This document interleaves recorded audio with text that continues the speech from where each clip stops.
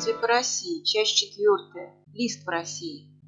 Среди тех, кто прибывал в Россию в 1840-е и 1860-е годы, не было праздно любопытствующих путешественников. Можно сказать, что возможность приезда в нашу страну для многих мастеров европейского искусства, как писателей, так и музыкантов, была последним шансом противостоять мучительному безденежью, унижению и непризнанию в своем отечестве. Этот период был временем наивысшего расцвета романтической музыки в европейской культуре, и композиторы, и исполнители на себе испытывали те горькие потрясения и разочарования, которые преследовали их в жизни и о которых они писали в своих произведениях. Поэтому поездка в Россию для выдающихся музыкантов Европы становилась чисто коммерческим проектом. Но всем им Россия давала шанс на возрождение веры в себя и свой талант. В апреле 1842 года на гастроли в Петербург прибыл венгеро-немецкий композитор, исполнитель, педагог, музыкальный критик Ференц Лист. Его концертная жизнь началась в 9-летнем возрасте, но с 16 лет он был вынужден заботиться о собственном существовании. Нужда поставила его лицом к лицу с проблемой унизительного положения художника в обществе. В 1835 году начался период его творчества, называемый «Годами странствий». Позже он найдет отражение в цикле его фортепианных пьес того же названия. И действительно, жизнь музыканта определялась бесконечными переездами из города в город, где Лист играл перед публикой. Петербургские концерты продолжили нескончаемую череду интенсивных выступлений пианистов в городах Европы. В Россию он приехал из Берлина, где дал подряд 21 сольный концерт. Едва ли кто-нибудь еще мог собрать столько публики в одном городе за один месяц. Примечательно, что именно Лист становится создателем такой исполнительской формы, как сольный концерт, когда музыкант выступает без музыки, то есть без оркестра. Все время играет один, и кроме него в продолжении всего вечера не было никакого другого музыкального исполнителя или певца. Возникновение этой формы было связано с инициативой замечательного русского общественного деятеля, меломана и незаурядного музыканта Михаила Юрьевича Вельгорского, понимавшего, что никто, кроме Листа, не сможет осуществить его начинание и дать уникальный благотворительный концерт в Риме для русского двора и иностранных посланников. Лист произвел громадное впечатление и, что называется, унес с собой слушателей. Ему последовало приглашение в Россию, и, наконец, он приехал в Петербург. Лист остановился на Михайловской улице в гостинице Жана Кулона, которая с 1850-х годов получила название «Россия», а ныне в ней находится Гранд-отель «Европа». Уже на следующий день после приезда, 17 апреля, Лист дал свой первый концерт при Императорском дворе в концертном зале Зимнего дворца. Перед концертом состоялась краткая аудиенция у Николая I. Лист представлялся императору Николаю I, который обратился к Листу со словами: «Мсье Лист, я очень рад видеть вас в Петербурге», и затем вступил с ним в разговор. После император лично присутствовал на концерте. Это было большой милостью со стороны монарха, который, в отличие от императрицы Александры Федоровны, обожавшей игру Листа до слез, все-таки остался совершенно равнодушен к его музыке. Возможно, известную роль здесь сыграло и то обстоятельство, что Лист давно из-за польских событий и особенно подавления антироссийского восстания в Польше в 1830-х годах считал Николая I тираном. Тем не менее, Лист беспрепятственно въехал в страну. В его распоряжении были отданы лучшие сцены и концертные площадки. Пресса писала восторженные рецензии. Более того, Николай I не только не запретил и последующие гастроли музыканта в Российской империи, но лично присутствовал, несмотря на свою нелюбовь к западной музыке, на нескольких концертах Листа в Санкт-Петербурге. Лист никогда не был русофобом. По воспоминаниям современников, он сильно любил все русское. Лист следил с великим вниманием за успехами молодой русской школы, музыкальной, художественной, литературной. Он говорил, что в России не сказано еще и первого слова всего того, что почти совершенно уже истощено на Западе. Из России придут все нововведения во всех отраслях науки, искусства и литературы. Лист всегда с любовью и вниманием относился к русской культуре и был дружен с многочисленными ее представителями. Тесно общался с Бородиным, Римски-Корсаковым, пропагандировал творчество скульптора Антокольского. О симпатиях к России свидетельствует и активная пропаганда им произведений русской музыки, и количество учеников Листа русского происхождения.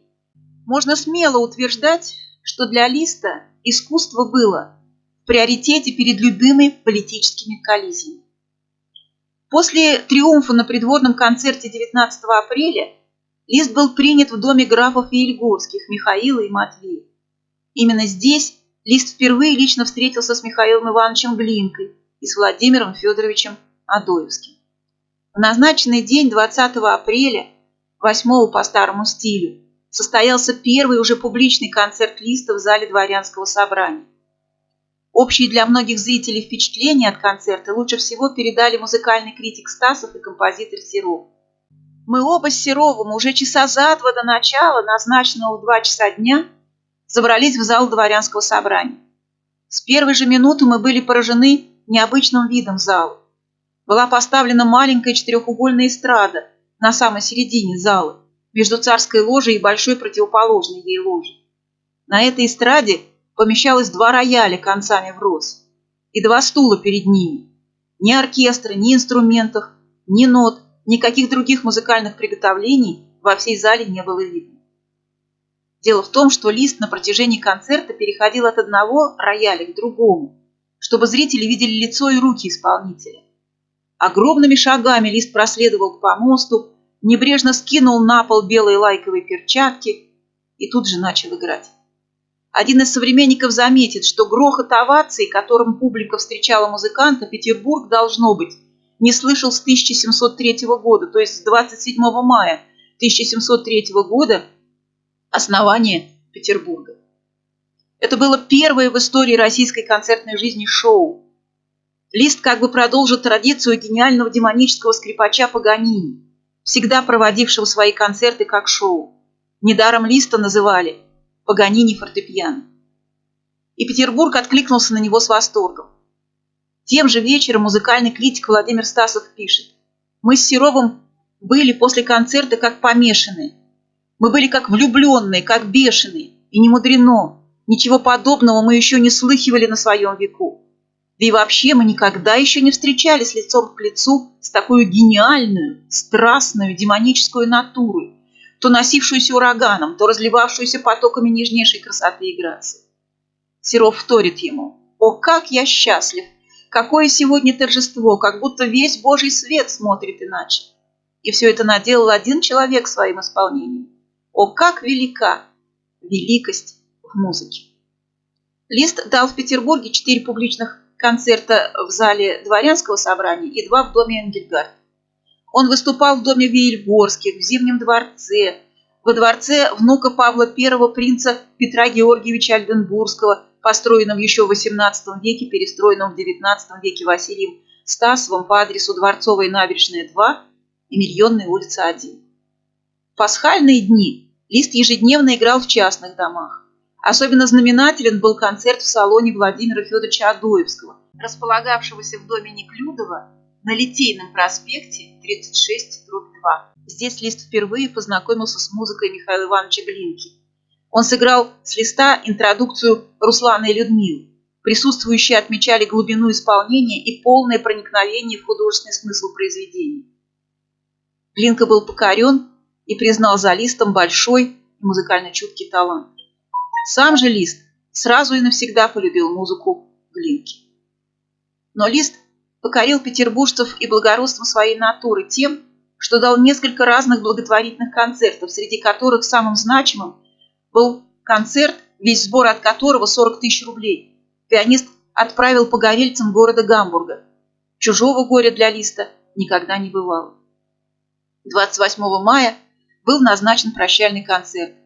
Он прошел в доме графов Веельгорских и был назван современниками величайшим из музыкальных утр. Вечером того же дня Лист на пароходе отбыл из Кронштадта в Любек. Первые гастроли Листа в России завершились. Лист узнал и полюбил Россию, а Россия узнала как самого Листа, так и то новое искусство, который нес с собой и олицетворением которого являлся. Уезжая, Лист твердо вознамерился вернуться и посетить не только Санкт-Петербург, но и Москву. Планы Листа осуществились в апреле следующего 1843 года. 23 апреля карета Листа направилась в ту же гостиницу Жана Кулона, в которой он останавливался в свой предыдущий приезд. С первых дней пребывания в Санкт-Петербурге Лист почувствовал, что отношение к нему здесь существенно изменилось. Ему казалось, что его приезд остался незамеченным. Тот же Стасов с грустью отметит: у Петербурга была новая игрушка – итальянцы, а это было такое аппетитное блюдо, с которым уже никто сравниться не мог. Людям, невежественным в музыке, ничего не надо лучше итальянской музыки и певцов. Значит, Петербургу было в 1843 году уже не до Листа. Было не до всего того чудесного, поэтического, художественного, что давал он гениальную свою натуру в своих изумительных концертах. Всем нужна была только итальянская художественная фальшь, условность, бестолковая преувеличенность страстности или сахарности, безвкусия. Но верный себе, Лист дает благотворительный концерт в пользу Санкт-Петербургской детской больницы, как и в свой предыдущий приезд. Вечером того же дня Лист впервые слушал в театре Руслана и Людмилу Глинки. Опера привела его в восторг. Лист стал одним из самых активных пропагандистов его творчества. Стасов писал: «Всего досаднее и больнее знать, что Глинку глубоко и серьезно оценили раньше всех кто? Иностранные, талантливые, гениальные люди». Первым заговорил Лист. Он стал рекомендовать Глинку русским. Какой срам и стыд! Но тогдашние русские этого не понимали. В ночь на 1 мая карета Листа отправилась в путь из Петербурга в Москву, где Лист намеревался задержаться подольше. В Москву он прибыл вечером 4 мая и остановился в гостинице «Дрезден» на Тверской площади. Публичные концерты Листа прошли с триумфальным успехом. Москва словно давала Листу реванш за холодность Петербурга. Приглашения в частные дома и на приемы посыпались одно за другим. Лист выступал в Большом театре и опять давал благотворительные концерты. Александр Яковлевич Булгаков писал, что весьма утешительно видеть, как к дарованию гениальному присовокупляется еще душевная доброта. Ни один артист еще не давал стольких доказательств своей щедрости и добродетели. Он всюду ссыпает обеими руками то, что обеими руками наживает.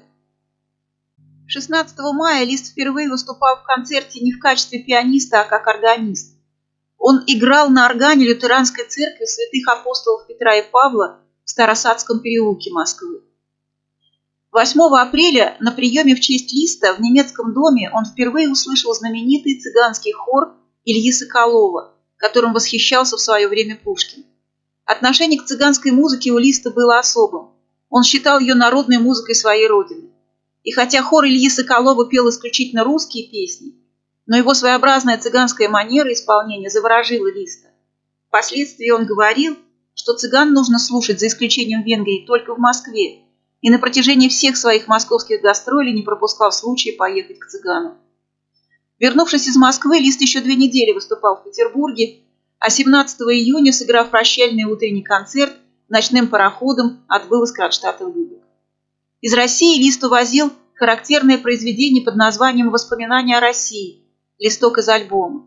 Но Россия подарила ему несколько значимых произведений его композиторского и исполнительского репертуара.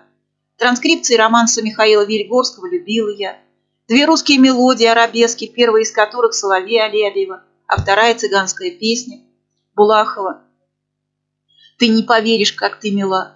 А написанный им черкесский марш, то есть известный марш Черномора из оперы «Руслан и Людмила», он часто и охотно включал в программу своих концертов. Русские страницы оказались значимы в биографии Листа. Российская публика и музыкальная общественность давали Листу высочайшую оценку. Антон Рубинштейн писал, что Лист – один из немногих, судить которых имеет право только Бог.